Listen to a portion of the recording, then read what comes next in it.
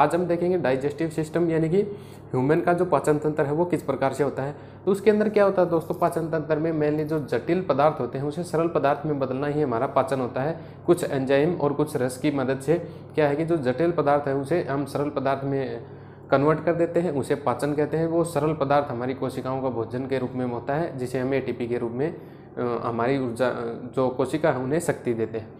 तो इसके लिए हमें क्या है कि दोस्तों यहाँ पर जो आपको 7 स्टेप दिख रहे हैं, जैसे हमारा जो पाचन है वो मुख से स्टार्ट होता है और रेक्टम यानी कि हमारे मल द्वार पर खत्म होता है, और उसके अंदर 3 जो ग्रंथियाँ होती हैं मेनली वो हमारी मेन सहायता करती हैं, जिसमें salivary and liver and pancreas 3 प्रकार की ग्लैंड हैं। इन्हें हम अलग से पढ़ेंगे, और जो ये 7 पार्ट है हमारे डाइजेशन के इन्हें हम अलग से पढ़ेंगे। तो फर्स्ट स्टार्ट करेंगे यहाँ माउथ और यहाँ रेक्टम तक जाएंगे, और इनके बारे में हम पढ़ेंगे। जो ग्लैंड्स हैं इनकी जो एंजाइम जो छोड़ती हैं, इनकी वजह से क्या है कि भोजन का पाचन होता है, वो इसको हम अलग से पढ़ेंगे एक एक करके, जिससे कि इसे अलग पढ़ेंगे और इसे अलग पढ़ेंगे, जिससे हमारा कॉन्सेप्ट पूर्णतः क्लियर हो जाएगा। और हमारा डाइजेस्टिव जो पार्ट है उसे हमारा एक भी क्वेश्चन गलत होने की कोई संभावना नहीं बचेगी। देखना दोस्तों पूरा, ये उसका कुछ कच्चा डायग्राम है, इसकी मदद से हम इसे एक एक चीज़ समझेंगे। तो सबसे पहले हम क्या है, मुख से स्टार्ट करते हैं। मुख के अंदर हम क्या आता है कि मेनली जीभ और दांत आते हैं, जिसके अंदर हमने दांत तो पढ़ा दिया है, और हमारी जो मेंस ग्लैंड होती हैं, जो स्लेवरी ग्लैंड होती हैं, लार ग्रंथियाँ, वो भी मुख के अंदर आती हैं। तो इसलिए मैं लार ग्रंथियों को थोड़ा सा बताऊंगा आपको। पूर्णतः तो हम लार ग्रंथि, लीवर और पेनक्रियाज को बिल्कुल अलग से पढ़ेंगे, जिससे कि हमारा 100% कॉन्सेप्ट है वो क्लियर हो जाएगा। लेकिन स्लेवरी ग्लैंड में आपको मुख से स्टार्ट कर रहा हूँ, इसलिए थोड़ा सा इसके बारे में मैं पहले ही बता देता हूँ। तो हम जो भोजन जो खाते हैं पहले दांतों से चबाते हैं, वो मैंने जो पूरा टॉपिक है वो दांतों का मेन काम चबाना ही होता है, वो पूरा मैंने डाल दिया है। उसमें डेंटल फॉर्मूला इत्यादि भी आते हैं, तो परीक्षा में पूछ लिए जाते हैं, तो उसका लिंक आपको डिस्क्रिप्शन में मिलेगा, वो वहाँ पर देख लेना।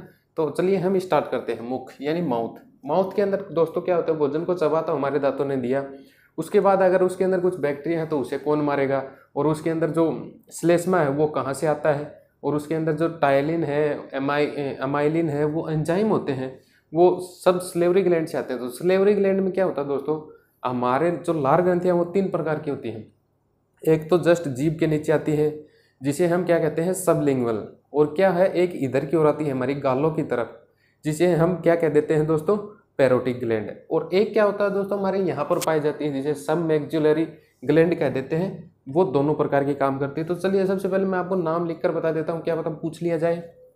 तो सबसे पहले हम एक ग्लैंड की बात करते हैं, जिसे पैरोटिक ग्लैंड, और दूसरे नंबर पर हमारी आती है दोस्तों सब लिंगुअल ग्लैंड, और तीसरे नंबर पर हमारी आती है दोस्तों सब मैक्सिलरी ग्लैंड। तो दोस्तों ये 3 प्रकार की ग्लैंड है। जो स्लेवरी ग्लैंड होती हैं, जो हमारे मुख के अंदर पाई जाती हैं, इनका काम हम देखेंगे, और इनका काम क्या होता है वो मेनली हम देखेंगे। उसके अलावा क्या होता है दोस्तों, जो हमारे मुख के अंदर जो ये ग्लैंड होती हैं, ये क्या है 2 प्रकार के एंजाइम छोड़ती है। उसका एक का तो नाम है टाइलिन,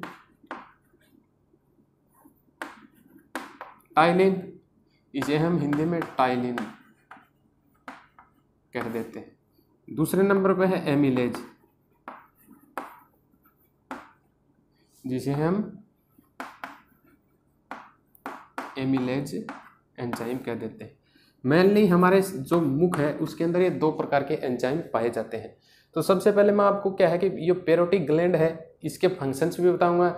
लेकिन क्या है कि दोस्तों हमसे इनके हिंदी में नाम पूछ लिए जाते हैं। जैसे हमारा बोर्ड है राजस्थान बोर्ड, ऐसे ही हमारे यहाँ पर आरपीएससी जब एग्जाम लेता है तो कई बार क्या है इनका शुद्ध हिंदी दे देता है, वो हमें आता नहीं। वैसे तो हम अगर दिमाग लगाएं तो एक साइड में हिंदी और एक में इंग्लिश दोनों लिखा होता है। इंग्लिश में देखने से तुरंत समझ में आ जाता है, लेकिन फिर भी आपको मैं इनके हिंदी के नाम लिखवा देता हूँ, आपको याद रहे। जैसे ये पैरोटिक ग्लैंड है, तो दोस्तों ये पैरोटिक ग्लैंड है, तो इसे कहेंगे हम कर्णपूरक। कर्णपूरक दोस्तों इसे क्यों कहेंगे, क्योंकि हमारे कानों से पूरब आती है, जो गालों में पाई जाती है। और इसका जो मेन फंक्शन होता है दोस्तों, जो मेन फंक्शन होता है वो सिरमी एक तरल होता है जो हमारे मुंह में लार बनाता है। जैसे हमारे मुंह में पानी सा छूटता है, वो सिरमी तरल होता है, और इसका निष्कासन कौन करती है? पैरोटिक ग्लैंड करती है, यानी कर्णपूरण जो ग्रंथि होती है, कर्णपूरण ग्रंथि, वो इसका निर्माण करती है। उसके बाद है दोस्तों सबलिंगुअल। तो सबलिंगुअल को हम जब हिंदी में लिखेंगे तो इसे लिखेंगे अधोजिह्वा। अधोजिह्वा का मतलब क्या होता है? जिह्वा के नीचे। तो जिह्वा के नीचे ये ग्लैंड पाई जाती है दोस्तों। इस ग्लैंड का जो मुख्य कार्य होता है वो दोस्तों श्लेष्मा का श्रावण करना होता है। श्लेष्मा एक चिकना पदार्थ होता है जिसे हम म्यूकस कह देते हैं। तो दोस्तों म्यूकस का निष्कासन कौन करती है? सीक्रेशन करती है, वो है सबलिंगुअल ग्लैंड। उसके बाद आता है दोस्तों सबमैक्सिलरी ग्लैंड। इसे हम कह देते हैं अधोभंज। दोस्तों इनके नाम है वो कुछ टफ जरूर है, लेकिन आप अगर इन्हें आराम से याद करोगे तो याद हो जाएंगे। बाकी क्या करते हैं कि हम इन्हें सबको छोड़कर चले जाते हैं और देखते हैं कि परीक्षा में हमने पूरा डाइजेशन सिस्टम पढ़ लिया है, लेकिन इनको ही नहीं पढ़ के गए और क्वेश्चन यहीं से बन गया, तो हम क्या करेंगे? तो अब इसका हम जो सबमैक्सिलरी ग्लैंड है यानी अधोभंज है, ये दोस्तों श्लेष्मा बनाएगी, ये श्लेष्मा भी बनाएगी और सिरमी तरल पदार्थ भी बनाएगी। तो इन दोनों का ये काम हुआ, ये श्लेष्मा, सिरमी, और ये जो तीनों मिलकर हैं दोस्तों, ये दो प्रकार के एंजाइम, ये और ये, इनका निर्माण भी यही करते हैं। और एक और बता देता हूं दोस्तों, जो इनकी जो ये एक और ग्रंथि होती है, जो ये तीनों प्रकार की जो ग्रंथियां पाई जाती हैं, ये एक और एंजाइम का निष्कासन करती हैं जिसे कहते हैं लाइसोजाइम। लाइसोजाइम दोस्तों क्या होता है? लाइसोजाइम जैसे हमारे मुंह की लार में पाया जाता है। जैसे कोई भी बैक्टीरिया, हमने कुछ खाया, उसके अंदर कुछ कीटाणु बैक्टीरिया चले गए, तो उसे मारने का काम है वो लाइसोजाइम करता है, ताकि हमारे शरीर के अंदर है वो शुद्ध खाना जा सके। इसीलिए क्या होता है दोस्तों, बच्चे को हम देखते हैं वो कुछ भी मिट्टी में से उठाकर कुछ भी कैसे भी कुछ गंदा पानी पीता रहता है, इसलिए उसके लार ज़्यादा बनती है, ताकि वो जीवाणु होते हैं, वो जीवाणु भक्षी कोशिकाएं होती हैं, ये जीवाणु का भक्षण कर लेती है, यानी जीवाणु को नष्ट कर देती है। ये लाइसोजाइम होता है जो कि जीवाणु को बस मिटा देता है। तो इसी तरह से हम देखते हैं कि कई बच्चों को लार है वो टपकती रहती है और वो काफ़ी दिनों तक टपकती रहती है। तो उसका एक कारण यह भी हो सकता है कि वो जीवाणु उसके अंदर ज़्यादा ग्रहण कर लेता है, जिससे कि लाइसोजाइम का अधिक निर्माण होता है। और यही कारण है दोस्तों, जैसे दिन में तो ये लाइसोजाइम बनता है, लेकिन रात को लाइसोजाइम इतना नहीं बनता, इसलिए हमारे देखते हैं कि लाइसोजाइम है ये हमारे मुख को साफ रखने का कार्य भी करता है, क्योंकि ये कीटाणु मुक्त रहता है। तो रात को सब हम सुबह देखते हैं तो हमारे मुंह में बांस आती रहती है, लेकिन लाइसोजाइम जब तक दिन में बनता है तब तक हमारे मुंह के अंदर बांस क्यों नहीं आती? इसका यही कारण है दोस्तों, ये लाइसोजाइम है वो दिन में बनता रहता है, और लगभग 1 लीटर जो लार है मनुष्य पूरे दिन में जरूर बना लेता है। तो ये दोस्तों जो सलेवरी ग्लैंड है इसके बारे में बताया है मैंने। बाकी मैं आपको बता देता हूँ एक बार फिर से, लीवर और पेनक्रियाज और सलेवरी ग्लैंड हम अलग से एक पूरा टॉपिक करेंगे, जिसके अंदर ये तीनों प्रकार की ग्रंथियाँ लेंगे। लेकिन अगर हम मुख्य स्टार्ट कर रहे हैं तो उसके अंदर सलेवरी ग्लैंड का होना जरूरी है। अब मैं इसका बताऊंगा कि इसका मेन फंक्शन होता क्या है हमारे पाचन में। अब देखिएगा दोस्तों, सलेवरी ग्लैंड के बारे में हमने पढ़ लिया कि क्या होता है, कि इसके अंदर जो हमारे मुख के अंदर जो पाचन होता है उसमें हमने देख लिया कि टाइलिन, मुख्य एंजाइम कौन सा होता है? टाइलिन और एमिलेज। ये दोस्तों दोनों प्रकार के एंजाइम हैं। ये क्या करते हैं, हमारे शरीर में हम जो खाना खाते हैं उसे टुकड़े टुकड़े में तोड़ दिया जाता है, और वो स्टार्च के रूप में होता है, मतलब यानी कि वो पॉलीसेकेराइड के रूप में हमारे शरीर जो खाना है उसके अंदर जो पॉलीसेकेराइड होता है उसे हम स्टार्च कह देते हैं, स्टार्च। और स्टार्च को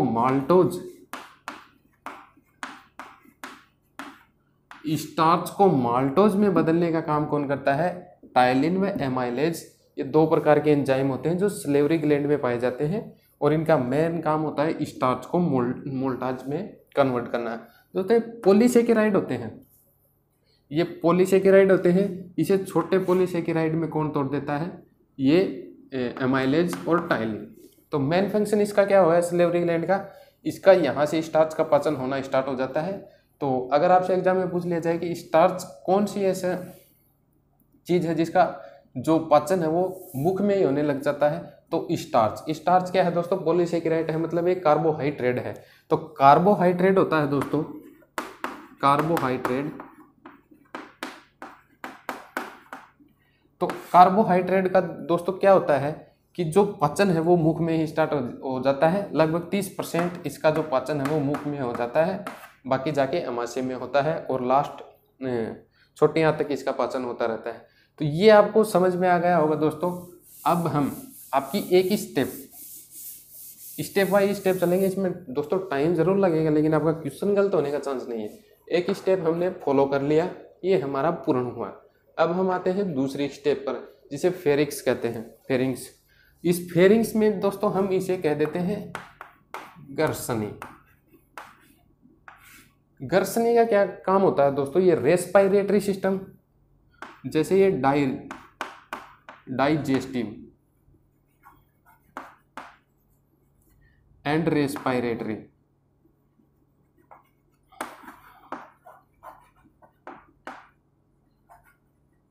मतलब ये है पाचन तंत्र और ये है श्वसन तंत्र। मतलब ये पाचन तंत्र और श्वसन तंत्र का कंपाइल एक पार्ट है। मतलब जो दोनों का भाग, पाचन तंत्र और श्वसन तंत्र, दोनों का भाग कौन सा होता है? ये ग्रसनी होता है। ये दोस्तों कैसे होता है? हमारे गले के अंदर होता है। जैसे हम मुख से भी सांस ले सकते हैं और अपने नासिका से, नास द्वार से भी, तो उसके बीच में क्या है कि ये ग्रसनी में खुलते हैं। तो इसमें क्या होता है दोस्तों, जो ये ग्रसनी होती है इसके नीचे यहाँ पर दो होल होते हैं, जिसमें एक होल का नाम तो होता है गुलेट और एक होता है ग्लोटिस। इसमें क्या होता है दोस्तों, मैं आपको पहले हिंदी का नाम बता देता हूं। इसे घाटी कहते हैं और इसे कहते हैं निगल। दोस्तों जो गुलेट और ये जो ग्लोटिस और गुलेट होते हैं, ये हमारे यहाँ पर जो ग्रीसनी है इसके नीचे के दो छिद्र होते हैं। इसके अंदर दोस्तों क्या होता है, जो ये होता है ग्लोटिस, यहाँ पर एक क्या होते हैं, उत्तक के ढक्कन सा बना हुआ होता है, जिसे हम कह देते हैं एपिग्लोटिस।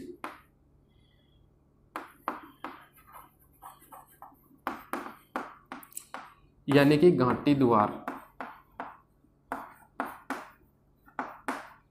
तो ये घाटी द्वार क्या करता है दोस्तों, जब हमारा भोजन, हम मुख से भोजन लेते हैं, तब तो ये भोजन को क्या होता है कि श्वास नली में नहीं जाने देता, और तब हम श्वास लेते हैं तो उस श्वास को ये भोजन वाली नली में नहीं जाने देता। तो उसके ढक्कन का काम कौन करता है? एपिग्लोटिस। तो ये यहाँ से क्वेश्चन आसानी से बन सकता है और बनते भी हैं, यहाँ से कई बार क्वेश्चन बने हैं।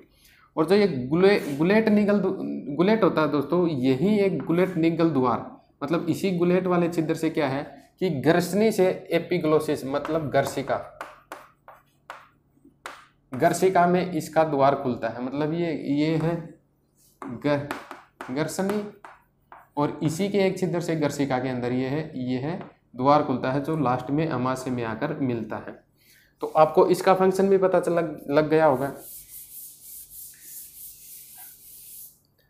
इसका फंक्शन आपको पता लग गया होगा इसका, कि जो ग्रसनी है इसके जो निगल द्वार से वो ग्रीसिका में प्रवेश कर जाता है। अब इस ग्रीसिका का हम देखेंगे, जो ये ग्रीसिका होती है दोस्तों, ये यहाँ पर ये दिखाई दे रही है आपको, ये ग्रीसिका है।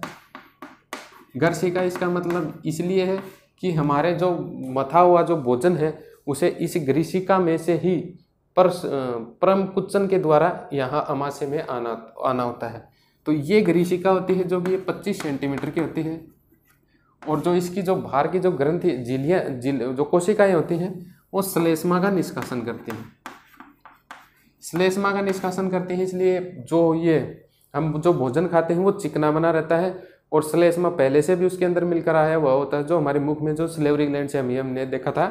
तो उसके लिए हम आपको बताते थे, जो श्लेष्मा जो 25 सेंटीमीटर की जो ये नली होती है, इसके अंदर खाना एकदम से यहाँ पर अगर ये यूँ नहीं कि पेट में टप से गिर गया, इसमें परमाकुचन मतलब धीरे धीरे वो खाना, यहाँ पर ये नली इतनी मोटी नहीं होती, ये धीरे धीरे परमाकुचन यानी वलित होकर भोजन है वो हमारे अमाशय के अंदर आता है। ग्रीसिका का यही काम है, उसे धीरे धीरे परमाकुचन के द्वारा हमारे अमाशय में भोजन को पहुँचाना।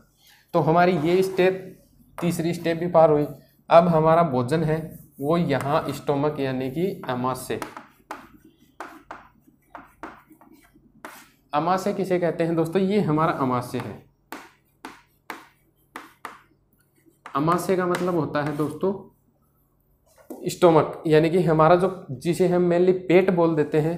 पेट तो हमारा वैसे जो उधर होता है, जो बाहर की साइड में दिखाई देता है, वो होता है दोस्तों, हम क्या है कि अमाशय को ही पेट बोल देते हैं कि हमारे पेट में दर्द है, पेट में गैस बन गई, वो बन गई, वो सब यहीं से हम ले लेते हैं। अब हमारा टॉपिक रहेगा अमाशय। तो एक बार मैं इसे इरेज कर देता हूँ। तो दोस्तों हम क्या है कि अमाशय को एक बार अलग से चित्र बनाकर देख लेते हैं। ये देखिएगा, ये अमाशय हुआ,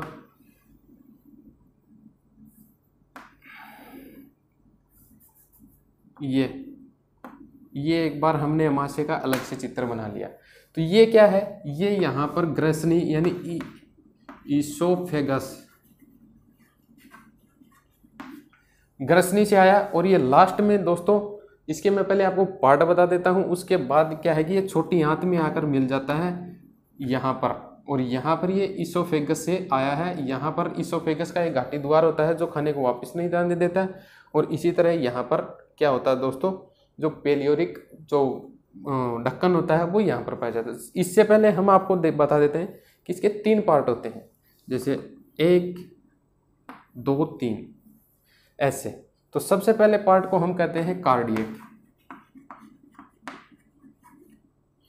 कार्डियक, जिसे कार्डियक हम इसे क्यों कहते हैं? क्योंकि ये लेफ्ट साइड में पाया जाता है और ये जस्ट हार्ट के नीचे होता है, इसलिए हम इसे हार्ट के पास होता है, इसलिए कार्डियक कह देते हैं, जिसे हम हिंदी में कह देते हैं जठरागम। दोस्तों हिंदी के शब्द हैं, थोड़े कठिन जरूर हैं, लेकिन आपको याद करने पड़ेंगे। अन्यथा अगर आप में थोड़ा सा दिमाग है तो पेपर दोनों भाषाओं में होता है। अगर न भी आए, अगर जठर निगम ना आए, कार्डियक एक ला जाए, तो आपको या तो दोनों रखने हैं। अगर आप हिंदी मीडियम से हैं, इंग्लिश मीडियम वालों को तो कोई दिक्कत है ही नहीं, यहाँ पर कार्डियक ही आएगा।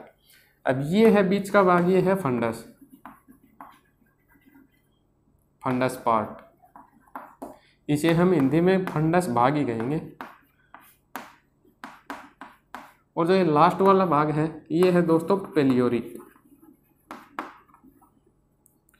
जिसे हम जठर निर्गमी कह देते हैं। तो दोस्तों इसके 3 पार्ट होते हैं, पहला होता है कार्डियक, दूसरा होता है फंडस और तीसरा होता है पेलियोरिक। और पेलियोरिक ही छोटी हाथ में जुड़ा हुआ होता है। जो छोटी हाथ का पहला भाग होता है जेजुनम, डेडुनम, उसी के अंदर ये पेलियोरिक जुड़ा होता है। और ये इसोफेगस यानी गर्शिका से अमाशय का पहला यहाँ पर ये भाग जुड़ा हुआ होता है। तो इसके अंदर मैं आपको दोस्तों बता देता हूँ, इसमें कई ग्रंथियाँ भी पाई जाती हैं, कई ऐसी कोशिकाएं पाई जाती हैं जो एंजाइम का स्रावन करती हैं, और कई ग्रंथियाँ पाई जाती हैं। तो सबसे पहले तो मैं आपको बता देता हूँ दोस्तों, इसके अंदर कुछ ग्रंथियाँ पाई जाती हैं। जैसे एक होती है यहाँ पर जठर ग्रंथि, एक होती है दूसरे नंबर पर जठर निगम ग्रंथि।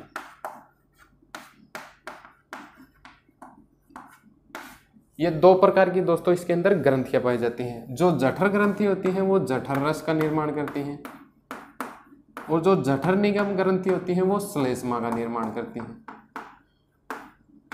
अब मैं आपको बताऊंगा दोस्तों ये श्लेष्मा का निर्माण क्यों करती हैं, क्योंकि इसी के अंदर ये जो दोनों ग्रंथियां हैं, इनकी जो कोशिकाएं, जो मेन कोशिकाएं होती हैं दोस्तों, मैं आपको बता देता हूं, जो मेन कोशिकाएं होती हैं वो तो क्या करती हैं,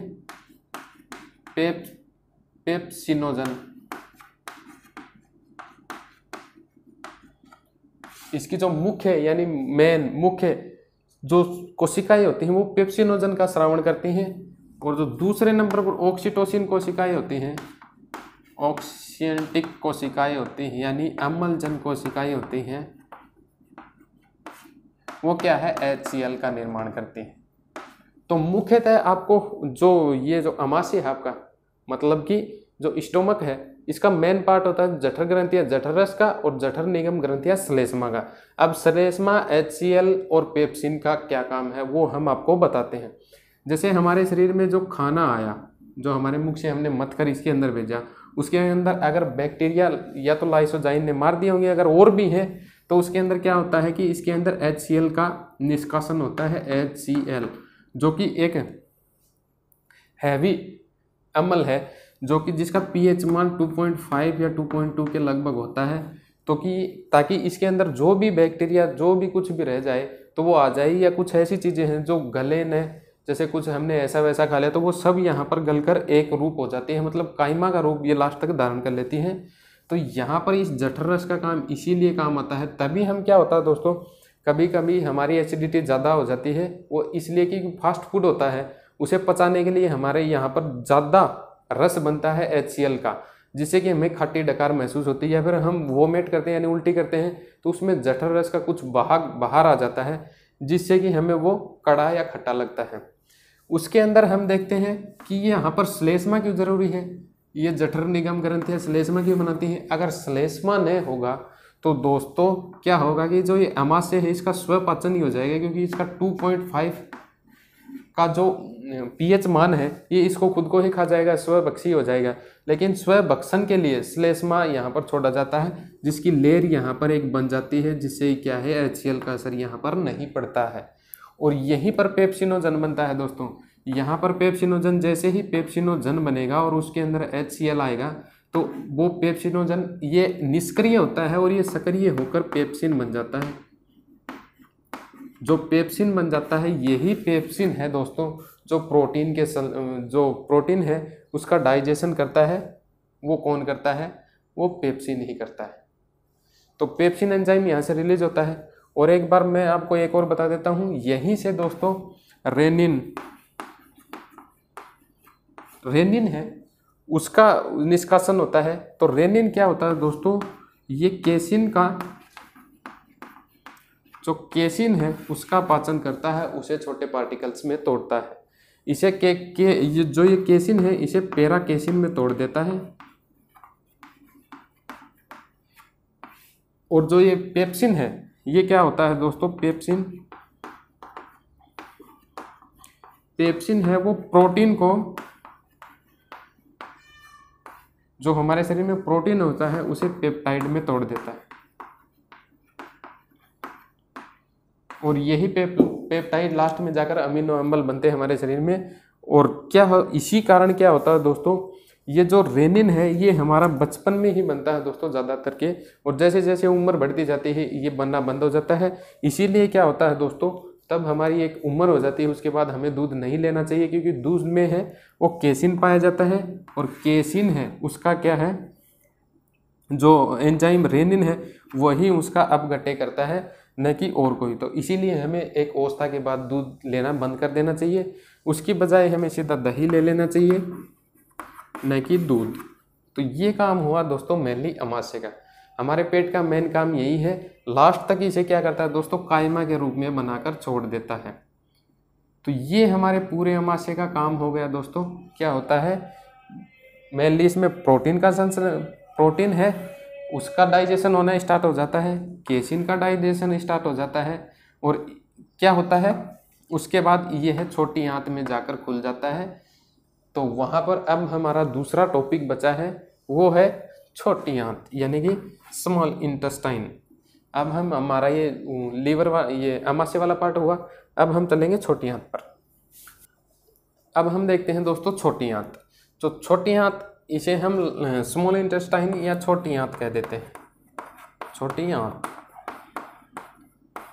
इसके अंदर क्या होता है देखिएगा दोस्तों, ये पेलियोरिक पार्ट होता है, हमने आपको बताया था पेलियोरिक पार्ट होता है, जो कि यहाँ छोटी आंत से जुड़ा हुआ होता है। ये कुछ यूं आकार की होती है, जिसे ये यूं आकार की होती है। ये केवल 25, ये पूर्णतः तो दोस्तों छोटी आंत होती है वो 3 मीटर की होती है, लेकिन हम इसे क्या करेंगे दोस्तों 3 पार्ट में पढ़ेंगे। तो सबसे पहले मैं आपको पार्ट बता देता हूँ, जैसे स्मॉल इंटेस्टाइन है उसे हम 3 पार्ट में पढ़ेंगे ऐसे। सबसे पहले जो भाग होगा उसे हम कहेंगे ड्यूडेनम। दूसरा हमारा पार्ट होगा उसे हम क्या कहेंगे दोस्तों, जेजुनम। और जो तीसरा पार्ट होगा उसे इलियम कहते हैं। इसका हिंदी में नाम मैं आपको बता देता हूं दोस्तों, इसे कहते हैं हम ग्रहणी, क्योंकि ये ग्रहण करती है। जेजुनम को हम कहते हैं अग्र क्षुद्रांत।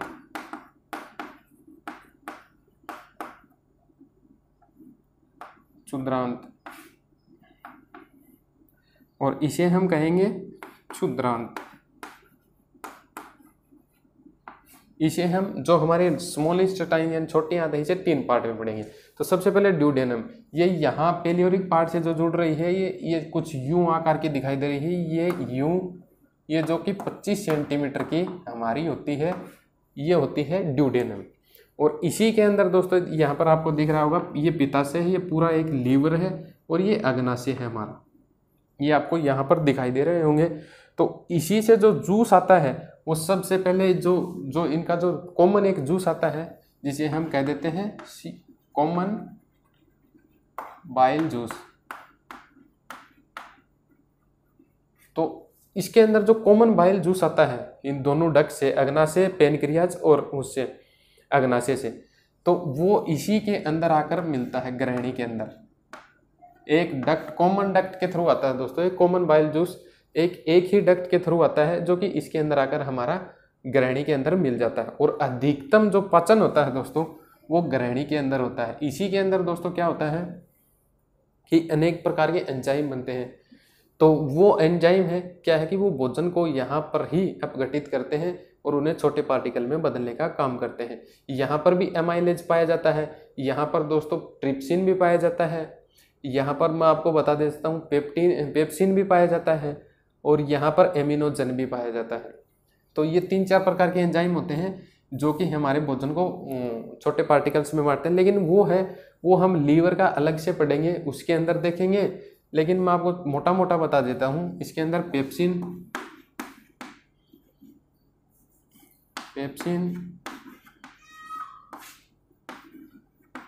ट्रिप्सिन,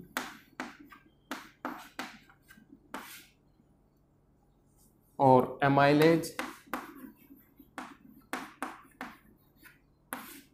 और लाइपेज। मैं आपको बता देता हूं दोस्तों, जो पेप्सिन होता है वो प्रोटीन का संश्लेषण करता है, प्रोटीन का पाचन करता है। ट्रिप्सिन भी प्रोटीन का पाचन करता है। और जो एमाइलेज होता है वो दोस्तों कार्बोहाइड्रेट का करता है, जैसे स्टार्च, जो हमारे शरीर में स्टार्च है और जो बाद में जो माल्टोज बन जाता है उसका भी एमाइलेज करता है। और जो लाइपेज होता है दोस्तों वो वसा का जो पाइशीकरण होता है, जिसे वसा का पाइशीकरण कहते हैं, वो बॉयल जूस यहाँ से क्या है कि जो ये हमारे जो लीवर है इसमें जो बॉयल जूस बनता है, मतलब पित्तरस बनता है, वो यहाँ पर आकर पित्ताशय में इकट्ठा हो जाता है, जिसे हम गोल ब्लेडर कहते हैं। और इसी पित्ताशय का जो रस आता है जिससे वसा का पाइशीकरण होता है, जिसे लाइपेज वसा को ग्लिसरॉल के रूप में अपघटित करना स्टार्ट कर देता है। तो ये थे दोस्तों छोटी आंत के कुछ आपके सामने वो एंजाइम जो कि विभिन्न प्रकार के जो हमारे खाद्य पदार्थ हैं उन्हें छोटे रूप में कन्वर्ट करने का कार्य करता है। तो एक बार मैं इन सबको इरेज करता हूँ, उसके बाद हम आगे चलेंगे।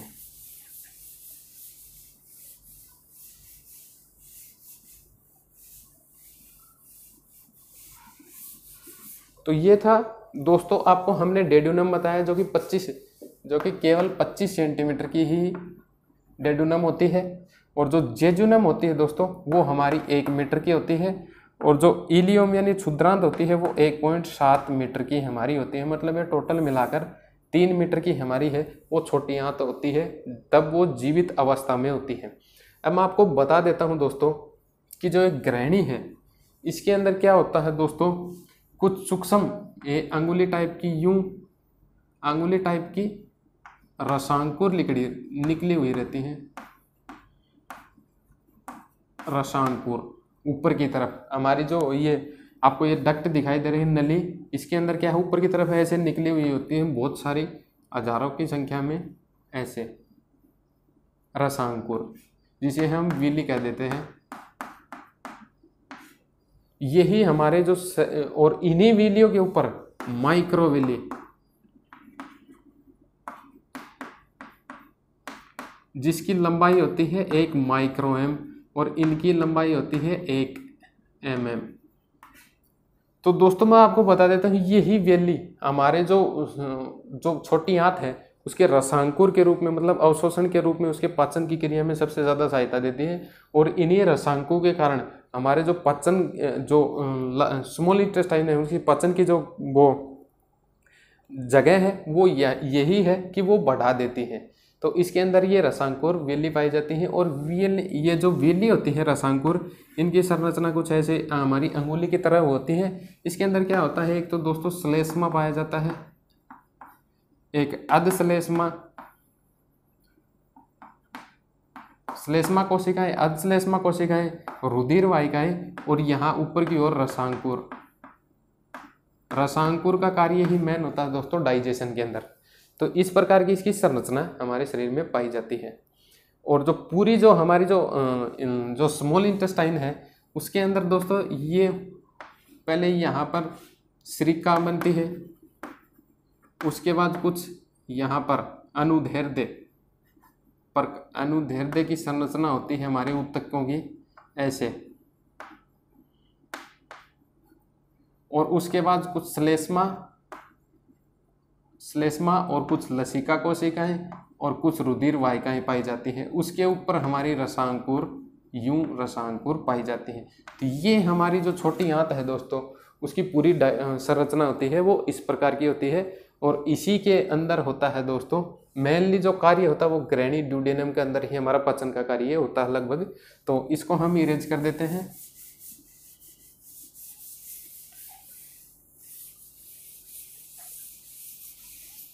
उसके बाद मैं बता देता हूं दोस्तों, जो हमारा ड्यूडेनम है, उसके बाद जो जेजुनम है, अगर क्षुद्रांत, मतलब जो ग्रहणी से हमारा जो शरीर है, जो शरीर का जो पार्ट आगे आता है वो इसी जो स्मॉल इंटेस्टाइन में वो अगर क्षुद्रांत आता है। उसमें जो कायमा है वो अब हमारा यहाँ से ये, इसे तो हम कह देंगे ड्यूडेनम, और जो ये बीच का ये जो पार्ट बचा इसे हम कह देंगे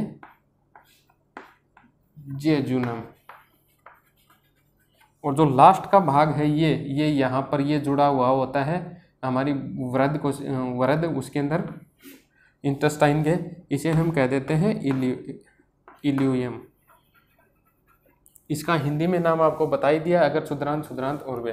तो सबसे ज़्यादा तो हमारा जो डाइजेशन होता है वो ड्यूडेनम में ही होता है। उसके बाद थोड़ा सा अगर क्षुद्रांत में, यहाँ पर लगभग अवशोषण ही दोस्तों मैं आपको बता देता हूँ। उसके बाद अगर क्षुद्रांत में आ जाता है वहाँ पर उसका अवशोषण होता है। उसके बाद जो इलियम है इसके अंदर वो होता है दोस्तों 3-4 प्रकार की कोशिकाएं पाई जाती हैं। एक होती है कलश कोशिकाएं,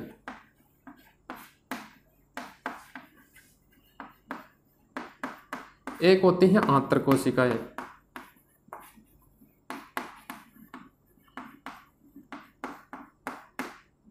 और एक होती है दोस्तों पेनेथ कोशिकाएं।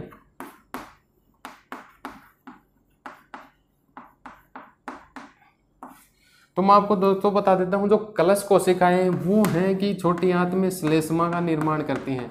श्लेष्मा दोस्तों हमारी पूरी बॉडी में जहां से हमने आहार नाल देखा है वहां पर हर जगह इसका श्रावण हुआ, क्योंकि श्लेष्मा मोस्ट है, उसको लिक्विड रूप में रखने के लिए, उसे चिकना रखने के लिए श्लेष्मा की जरूरत है। और जो आंत्र कोशिकाएं हैं वो दोस्तों जल बनाती हैं और जल अपघट्य बनाती हैं। इसका निष्कासन कौन करती है? हमारी आंत्र कोशिकाएं। तभी हमारे शरीर में जल की सबसे ज़्यादा आवश्यकता होती है। और ये होती हैं दोस्तों पेनेथा कोशिकाएं। इसका मेन काम क्या होता है? जैसे हमारी लार ग्रंथियों में बना था वैसे ही यहाँ पर लाइसोजाइन बनता है, जो हमारा जीवाणु, कीटाणु या फिर जीवाणु बख्शी कह सकते हैं, बख्शी। ये क्या होता है? ये जो और भी अगर कोई बैक्टीरिया हमारे शरीर के अंदर चला गया तो उसे कौन नष्ट कर देता है? लाइसोजाइन कर देता है, जिसे पेनेथा कोशिका बनाती है। ये किस नाम से पूछा जा सकता है? कलश कोशिका श्लेष्मा का निर्माण कहाँ करती हैं? छोटी आंत में। ये आपसे पूछा जा सकता है। तो अगर आप कभी पढ़ो तो इसे पूरा पढ़िएगा, जिससे कि आपका क्वेश्चन है वो एक भी गलत ना हो। तो इसी प्रकार से हमारा क्या हुआ कि यहाँ पर स्मॉल इंटेस्टाइन भी खत्म हो गया। अब हम चलेंगे लार्ज इंटेस्टाइन पर, मतलब बड़ी आंत के ऊपर चलेंगे। तो चलिए स्टार्ट करते हैं। अब हम आ गए हैं बड़ी आंत के ऊपर। तो चलो बड़ी आंत का हम देखते हैं। इसे भी हम क्या है कि 3 पार्ट में डिवाइड करेंगे। इसे भी हम 3 पार्ट में पढ़ेंगे, इसके भी 3 भाग होते हैं। पहले को कहते हैं सेसम, दूसरे को हम या इसे हिंदी में कह देंगे उंडूक। हिंदी का नाम भी आपको याद रखना है दोस्तों, पता नहीं अगर आप हिंदी मीडियम से हो तो केवल हिंदी में अगर पेपर आ जाए तो आपको ये लिख के आना पड़ेगा। उसके बाद हम कह देते हैं कोलोन, जिसे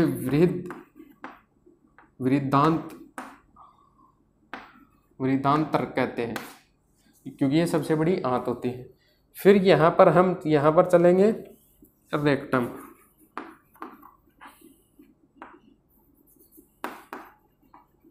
यानी मलाशय, जहाँ मल एकत्रित होता है उसे हम मलाशय, यानी ये हमारा टॉपिक यहाँ पर लास्ट है। उसके बाद हमारा ये यहाँ पर कवर हो जाएगा। तो सबसे पहले हम सेसम यानी उंडुक से हम स्टार्ट करते हैं। ये देखिएगा यहाँ पर, ये यहाँ पर आती है और यहाँ पर ये मिलती है। ये इसका लास्ट पार्ट है स्मॉल इंटेस्टाइन का, जिसे हम लास्ट पार्ट को हमने क्या कहा था, जैसे हमारी जो स्मॉल इंटेस्टाइन है उसके लास्ट पार्ट को हमने कहा था इलियम। इलियम के लास्ट पार्ट और जो उंडुक है उसका फर्स्ट भाग मिला हुआ होता है।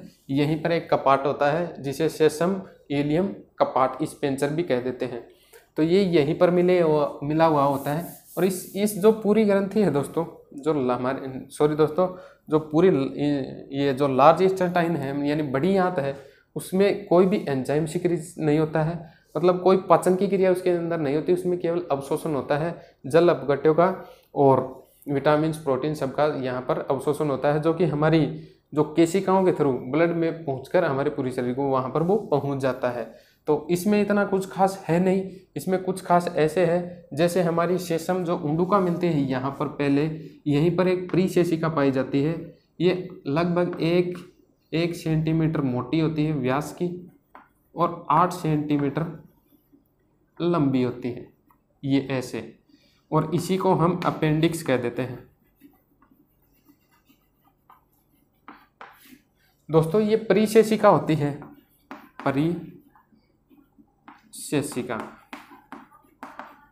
परिशेषिका से ही आपको पता लग गया होगा। शेषिका मतलब इसका शरीर में कोई भी फंक्शन का कोई भी कार्य नहीं है, केवल ये अपेंडिक्स के रूप में हमारे शरीर में एक्स्ट्रा ऑर्गन्स होता है। इसीलिए हमसे परीक्षा में कैसा क्वेश्चन बन सकता है, हमसे पूछ लिया जाएगा अपेंडिक्स कहाँ पर पाई जाती है, तो वो पाई जाती है उंडुक के मेन जहाँ से स्टार्ट होता है बड़ी आंत, वहीं पर, यानी कि इलियम के तो एंड पर यानी क्षुद्रांत के एंड पर, और सेसम उंडुका के मेन स्टार्टिंग के ऊपर ये पाई जाती है। उसके बाद हम देखते हैं दोस्तों कोलोन। कोलोन दोस्तों मैं आपको बता देता हूँ, यहाँ पर तो उंडुका खत्म हो जाती है, कोलोन ये जो बचा हुआ सबसे लंबा पार्ट है ये कोलोन का ही बच जाता है। इसके अंदर दोस्तों क्या होता है, अब ये कोलोन 4 पार्ट में डिवाइड होती है। मैं आपको बता देता हूँ, इसे एक बार मैं इरेज करता हूँ।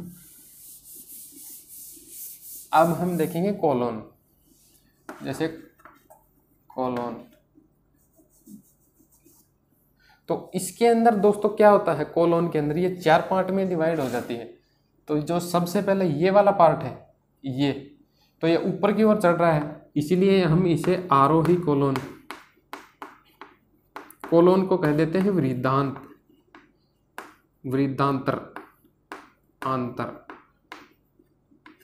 तो इसे हम हिंदी के अंदर तो असेंडिंग ऑर्डर, इसे हम कहेंगे इंग्लिश में असेंडिंग, यानी चढ़ता हुआ असेंडिंग कोलोन, यानी ऊपर की ओर चढ़ता आरोही क्रम में। और ये देखिएगा दोस्तों अनुप्रस्थ, क्या होता है दोस्तों, अनुप्रस्थ ऐसे बिछा हुआ, तो इसे हम कह देते हैं दोस्तों अनुप्रस्थ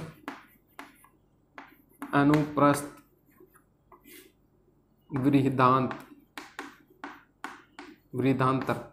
तो अब इसे इंग्लिश में क्या कहेंगे दोस्तों, हम इंग्लिश में इसे अनुप्रस्थ को क्या कहते हैं, ट्रांसवर्स कोलोन। और इसी के अब ये जो नीचे की ओर आ रहा है ये आरोही चढ़ता क्रम है, तो ये अवरोही होगा। इस घटते हुए क्रम को हम कह देते हैं अवरोही। और ये डिसेंडिंग, जैसे ये असेंडिंग था तो ये डिसेंडिंग हो जाएगा।